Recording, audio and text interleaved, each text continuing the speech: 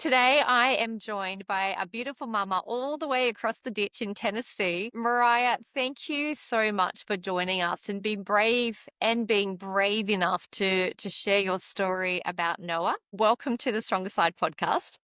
Yes, thank you so much for having me. This is such an honor to be here. You are welcome. I just want to dive straight into, our discussion today. But firstly, let's talk about Noah and MEF2C. Now, that is a very rare condition that I believe less than 400 people have globally. Can you dive into what MEF2C, because I know it comes with different names, what it is, and we can sort of start from there? Yeah. So it doesn't have like an official name. So a lot of people call it something different. Some people call it MCHS. The long name for it is MEF2C haploinsufficiency syndrome. So obviously we don't like to just That's why I say. got you to say it. So I'm just used to calling it MEF2C. So you'll hear it like a few different ways, at least until it's like officially named. But yeah, so basically Noah is missing part of his fifth chromosome. Everyone has like two copies of MEF2C in their body, and he only has one. So that just basically means that he can't really express himself very well or communicate very efficiently to his body. So a lot of things that you'll notice is just global hypotonia. His muscles are really weak and they take a long time to strengthen up, and really just getting his body to respond. So yeah, it's kind of incredible with like the very few that like have been diagnosed, how similar they are. Like we're a part of a Facebook group, and it's just so funny how they all are like they all have their little quirks, but they're so similar. Like they all hum, they all have like the same like demeanor, just like goofy, full of life. But yeah, they're precious. Precious little boy. So he's now 3. Yes. Let's go back to the beginning and let's get to him turning 3. Let's take everybody on a journey. So he was born, and I'm going to make the assumption from what I read, he was okay. But through the very early phases of him being a newborn, what struck me was you said, I'm missing something because he was hard to settle. He wasn't looking at you. His eyes sort of looked past you. Talk to me about those early days having him as a newborn. Yeah. So obviously, normal pregnancy, normal delivery, everything was fine. I didn't have any reason to question. I did all the extra screening, even more than was necessary because I wasn't considered high risk by any means. But when I brought him home, he was my second son. So I already kind of knew what that newborn bonding time was like. And I was so excited to do it again, but it just wasn't there. And everyone just kept telling me, every child's different. Everyone has like their ways. Some babies, they take longer to bond, but I'm just like, I just feel like he didn't like me. Like, I Yeah. don't know what it was. I was so excited for him to be born so I could get to know him. He was just crying all the time. He didn't look at me. He didn't react to my face like my oldest did. I just felt like there was something there. And I'm like, okay, what am I missing? So I couldn't figure it out. And that just drove me up a wall. And that's very real, because and thank you for bringing out that point. And that is, the bonding season was hard. In those that when you think you're going to have a baby, you're doing skin to skin, you're breastfeeding, goo-garing, you've got the hormones raging through you and bringing all the serotonin. But it is very real when the bonding between you and your newborn isn't there. What Mm. did that look like for you in those early days with him? Well, I tried. My oldest was like super easy to just comfort. Like if he was upset, all I had to do was pick him up and like talk to him and just like rock him. But with Noah, it's like if he was screaming and I picked him up, then he was just screaming in my ear. So I'm like, okay, so I don't have the magic sauce. So I have to figure out like what does he want? And really the only thing that made him happy was being like super tightly swaddled, which I was an OB nurse at the time, so I was very proficient in swaddling babies. Love it. Now my husband is at this point, swaddled and then in the newborn swing. That's the only thing that made him happy. So I'm like, okay, maybe he's just one of those kids that just doesn't like snuggles. Okay, but like deep down as a mom, you're like, why doesn't he want me? Well, I think that's the power of intuition. Yeah. And when we look at our children and we know something's not off or something's not off, something's not right, there is the power of what I would call the mama's intuition. And reading your story, I could see that you had that and you were taking him to doctors or you were taking him to, like you, yeah, to doctors and they weren't listening to you. Like how frustrating is that? And tell me what got you to the doctor's surgery. I don't know what you call it in the States. Surgery is probably not the right word. The medical practice. Yeah. How did you get there? And tell me about your journey as you started to uncover and try and get answers for Noah. Yeah, so I started with what I saw at first, and it was mainly his eyes. Like, he's not looking at me, so is there something wrong with his vision? So I told his pediatrician. I had a really good relationship with her, and she was very understanding of everything. But, from her point of view, like, I kind of see both sides being in the medical field. He wasn't presenting enough concerning data to push us to like specialists right away. In her eyes, he was just a colicky baby. So she's like, just like do the best you can, just hang in there. Just keep uh, swaddling, mama. yeah, yeah, essentially, like just survive. So, like I get that. And she did send us to an ophthalmologist to check out his eyes because what bothered me the most is like his eyes were just constantly deviated outward, both of them.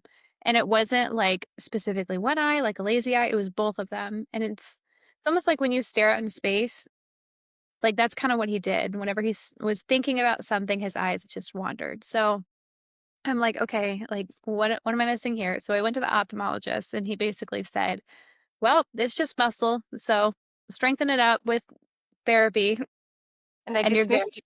Yeah. Yeah. And I was very like disheartened by that whole visit. And to be frank, I didn't even do a follow up with them because I'm like, I don't want to go back to him. I'm like in the thick of, at this point, he was almost 6 months old. So 6 months of colic. And I'm like, okay, so you told me there's nothing wrong with him. Cool.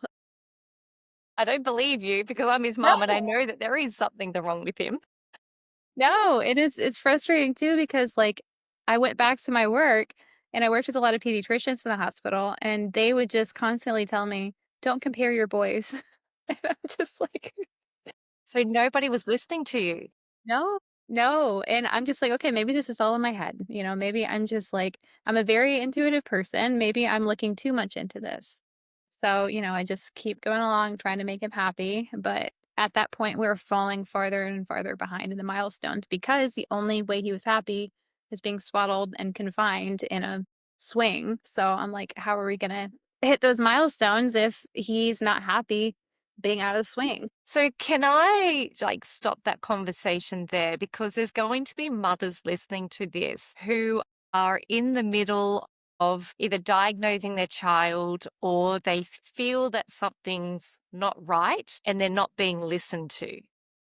What advice would you give to those mums in that space right now? Yeah. Yeah. The same thing that I give most of my patients every day. If you don't have a doctor that you feel like is hearing you, fire them and move on to the next one. Like, Oh, just yeah, that's all you have to do. I am so tired of people being, like, essentially bullied by doctors just because, they have the medical license, and I'm like, "Just move on and find someone who will listen to you and will do those tests." I mean, I talk to parents all the time who don't even wanna do genetic screening, and I'm like, "What are you gonna lose from it?" So, yeah, we just don't have time. We don't have enough time for our kids as it's like a race, honestly, with their brains constantly developing so fast, you don't have time to just sit and wait. You have to just keep moving. you have to be proactive. So, what does it look like then? I mean, obviously, you've got a medical background, but what does it look like for, I guess, a new mum or a mum, even if she's been on the journey for a little while, who needs to advocate on behalf of her child? What sort of what are tips that you could provide her so she can posture up and get back into, seeing those doctors and going, actually, listen to me, something's not right. This is Yeah. this is the advice where you can now give to her. Yeah, I really having a good primary physician that you can relay that information. They network with other physicians too. They have, heard past bad experiences. Now, I'm now learning about the ophthalmologist we first saw has a reputation, but I really think having a good primary physician that you can go back to and be like, yeah, I don't think that one worked out. Do you have any other options? Any other recommendations? Or my favorite thing is like going on like Facebook mom groups. You know, moms know everything. So just search it or ask a question, be like, who do you guys recommend for this? This is my past experience. Just constantly talking to people because that's the best way that I found to get information. That is a good point. Yes, because the power of online community, right? Where you can start joining groups with other mums who maybe have been a part of that season or one step ahead where you can sort of approach them and say, hey, listen, this is where I'm up to. Can you give me some advice? I like that. That's the power of sisterhood right there. Absolutely. So you're now Noah's now 9 months old. You've seen a doctor. She's listened to you. And Hmm. she's like, we need to do some further testing and we need to go down the neurological pathway. What did that look like for your story and for Noah? Yeah, I think that one hit me kind of by surprise. To me, I was always thinking this is like gastric related. This is something else. This is not neurological. It can't be that severe, you know. To the average human, they look at Noah and they see a regular 3-year-old because it's all inside here. I guess I just wasn't comprehending it to be that extensive so far. So I kind of freaked out a little bit whenever she said that, but I'm like, okay, I mean, I trust your opinion. So we actually got in decently fast. Within a couple of weeks, we got in, and he was just like, "All right, we're gonna hit in all the different areas. We're gonna check thyroid because he was pretty big. We're gonna check the genetic screening, and then we're gonna do an MRI." So I'm like, "Okay, let's hit it hard." So Now that sounds really good on the top level, but I know for an infant to go through an MRI, like take yeah, me into that space because obviously he was put to sleep. yeah, yeah. But that wasn't that was hard. But the good thing is they put him to sleep before they have to do any interventions like the IV or anything. So I'm thankful for that Yeah, because I know it's absolutely. quite traumatizing for kids getting IVs. But we actually got the genetic screening done before the MRI. And I had a screenshot of how he told me because I didn't realize I forgot that he told me through a messenger in The our port doctor, the doctor instead of telling me in person, and it was very, like, gibberish, so I didn't understand the extent of what he was telling me until we met the geneticist, like, wait, the doctor gave you your results through a messenger, like a message through messenger. the portal, yeah. Actually had to ask him, like, "Hey, I saw the results are here, can you please explain them to me?" You want me to read what he said? Yes. So he said the microarray demonstrated a small deletion loss of genetic material on chromosome 5, specifically 5q14.3. One gene in that region could be affected is called MEF2C. Literature suggests that the loss of mutations of this gene is associated with intellectual disability, epilepsy, stereotypic movements, minor dysmorphisms, and brain anomalies. It is not totally clear, though, if this specific deletion may cause any of these issues. Proceed with the plan for the brain MRI. If you like, we can also refer to have you see a genetic counselor. Sometimes we will do a parental testing to determine if this was something that was inherited or just happening. That is the way you found out Noah Yep. had MEF2C. Yep. Okay, so let's talk about the medical system. And this wasn't part of the script, but I feel like we need to have a conversation Yeah. about this. Talk to me about, and I don't want this to be, I guess, a hate on the medical system, but I want to talk about the complexities and the realness of what that looks like in the US. So a doctor's given you a message on a portal that your son has a very rare chromosome disorder. You've read the information and gone, what in the world? And left basically hung out to dry. Yeah. How is I this mean, okay? it's not. And I think I was so like in shock at the time that it didn't even phase me. And I didn't understand the severity of it until we saw the geneticist. I'm like, "Oh, okay, everyone probably has microdeletions of some way." He kind of explained it like that. Like, "Okay, this is not a extreme thing." But then the dysmorphisms, brain anomalies, intellectual disability, like those are some big words that he dropped in a portal message. So, yeah, lots of emotions. Lots of emotions because the grief is real. But all of a sudden, and I mean, as I said, you've got a medical background, so you're going to understand some of that terminology. But there's still, as you said, a lot of big words there to navigate. And then all of a sudden, it's come into your world. It's very real. You're talking about your son now. So, what did the next steps look like for you? I mean, practically. And then let's talk about grief as a mom. Yeah. Yeah. So I don't think the grief hit yet until, okay. So the next step is they sent us to a genetic counselor, and she kind of explained, like, she found one article online and she read it to us essentially, and it was kind of useless.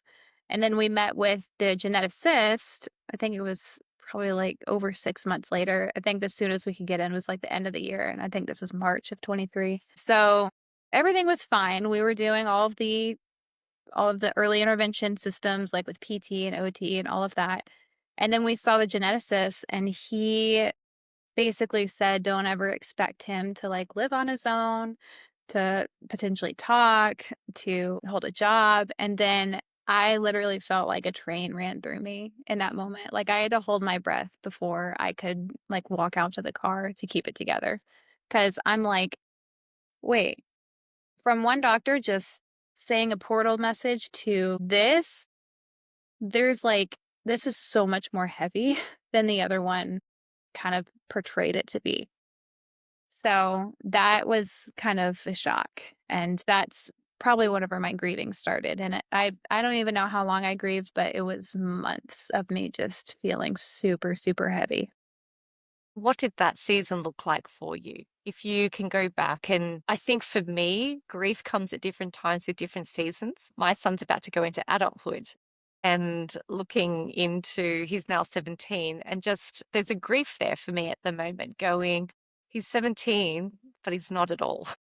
I mean, he is physically, but there are so many things, and I look at an atypical 17-year-old. So I know that grief comes in waves, and that initial diagnosis and comprehension of like getting your head around what in the world's going on and what does this look like, not only for him, but for you and your other son. Talk me through those days for you. Yeah, it was hard, especially for like our marriage. Me and my husband have been together since we were teenagers. So it was definitely a whole phase that we had to go through. I'm the more emotional, heavy, like just sitting. I'm more comfortable sitting in emotions, and my husband's not. My husband's like, okay, well, we're going to prove him wrong and just keep doing what we're doing, which, it's great. That's what I need. But it's hard whenever you can't grieve together. So I kind of felt like for a while I was a little alone in it. And it's hard because everyone's just different with it. I had to be selfish for a while. I had to change up medications. I had to take some time away. At that time, I had to actually leave the state and do a travel nurse contract because in the States, we don't get paid maternity leave. With all of Noah's medical complexities, we burned through every penny we saved whenever I was pregnant. So Yeah. do you think it was selfishness, or do you think that there, because I don't, I think that you were in a space, and I remember too shutting off from the world. I didn't want to talk to anybody. I didn't want to answer any questions. I needed silence. I needed to regroup, and I needed to collect my thoughts, and I needed to process. Do you think, and I don't believe that's selfish, I think that's acknowledging what's going on for us. I mean, again, it's giving yourself permission to be in that space and to be okay with that space. Do you look back at that and go, was it selfish, or do you think it was self-preservation? I think my generation has a hard time, like, just doing things for ourselves. I think at the time I thought it was selfish. Now I think it is more self preservation, self care. Um, yeah, I really had to shut off. Like when I get overwhelmed at all, I don't respond to texts. I'm quiet. I push friends away because I just need time. I need time to process. And yeah, it was, you just kind of have to go on autopilot for a while until you just feel safe to open up again, essentially. But Absolutely. it wasn't just like one day where I was, oh, okay. It just kind of lightened up in spaces. Sometimes I would find myself where I would have to go find a closet at work and cry just because it hits me out of nowhere. Something It's just so triggers. bizarre. Yeah, it Yeah. is. It is. I'm glad Yeah. you found a closet at work, and I'm glad that you let yourself cry in Yeah. the closet. But Yeah. that's is the realness of when you are dealing with diagnosis and the implications it has on all levels. Because, yes, there's grief, as we've just stated, of what we thought would be for our child. But as you also said so beautifully, and so again, you're so brave. I love this about you. It hits your marriage, it hits your relationships, and then that creates its own problems. How did you and your husband come back together, I guess, and get back on the same page over time? Yeah. So we did a little bit of therapy, but anytime we're going through a really hard time, we just pray together. And we just know that God's going to take care of it for us. But there was a lot of come to Jesus moments and talks. Yeah, And he definitely had to step up more because it was more of the traditional. Like I loved doing the more motherly stuff and more the nurturing and stuff. But when you have a special needs kid, you both have to give 150% all the time. You can't give 50-50. You can't like do anything less. It's just impossible. Like you're both exhausted at the end of the day. So I mean, I don't think it was just one thing. I think it was just time and lots of vulnerable conversations where I just had to tell him, like, this is how I'm processing it. He would get upset sometimes whenever I'd say, like, he's not going to have a normal future. He's not going to get married. Most likely, he's not going to have kids because if he does have kids, they're going to have this gene deletion. And he would just like kind of stop me from spiraling. He's like, don't go there. Don't go there. And that's one thing that's been hard for me because I've always been a dreamer. I've always found a lot of peace and future it's gotten me through a lot of hard times in life, but I can't do that anymore. I have to live in the day. And that's something that Noah's taught me, that be appreciative of every single day and every little win that we've done each day. So it's beautiful. That's beautiful. I was having a conversation with someone recently, and I said, having a child with, a disability, it creates a depth in you that you can't explain. There's almost no language to it because it takes you on this wild ride of ups and downs and this depth that you just can't explain until you've lived it. And there's beautifulness. Is there such a word as beautifulness? There's beauty. There is now. There's beauty to it that just brings this perspective to life. I think you touched on a really good point also when you said you have to turn up every day at 150%. Statistics show that carers, and predominantly mothers, because mothers are generally the higher caregivers, operate a burnout. How do you feel your cup? And then what advice would you give to mums who are needing to fill their cup because they're at the end of their rope and they just don't know what to do and they're just exhausted? Yeah. Yeah. I had to quit my job working there for one, because I had nothing left to give. And I can't quit being Noah's mom. So Yeah, to reduce some of the caregiver burnout, I've had to make some career decisions with what I'm going to be able to do long term to prevent that caregiver burnout because it comes up quick, hard, and fast. But filling up my cup, I spend a lot of days where I'm like, okay, I need a day where I'm just away from the house, whether it be like massage is something fun for me. Like my sister-in-law just visited with her girls and I like snuck her away from all the kids and we went and got a pedicure. She also has a child with autism, and she just told me all the guilt that she had leaving Adam, my husband, with the kids. And I'm like, he's good. He's got this. like he's but like just the guilt that we carry that we can't just go away and get an hour pedicure. So just something fun that Absolutely. sounds exciting for you, just do it And because take that mother guilt off. yes, It has it absolutely. has it has no place. Yes. Noah is under a clinical trial, Mhm. which is also really exciting. Looking at the trial, what is it hoping to achieve, and how many people are in the trial? How many people? I'm not sure. I know it's a handful. It's actually like a pre-trial. It's called a landmark study. So they are actively working on like artificially improving the MEF2C in the body in mice. But in order to have like a clinical trial with humans, we need to know like the baseline. So right now we actually went to New York last month in September and they just studied Noah. They learned like what he can do. They had a team of PTs, they had a developmental psychologist, I believe, neurologist, and they just like learned all about him and what ways we need to improve. I know a lot of parents with MEFTs have a hard time with them sleeping. So we're like, if we can just get them to sleep, then we're Please. good. Everything else will be fine. Yeah. Some of them will wake up at 3 AM and just have a party in their bed. You're like, "No, give me 3 more hours at least." Yes, so it's neat. We have 3 more trips, so it's gonna be a span of 2 years and, 2 trips per year. So, I What guess are they're they just gonna hoping to sorry, what are they hoping to achieve? just learning more about how these kids develop, seeing how they Okay, changed over that span, and you have to present that data to be able to, like, take that to, like, the FDA and all of that to do all of the clinical trials, love it. but That's a watch this space. We'll need to come on, like, every year and get an update. So where is he up to now with his milestones?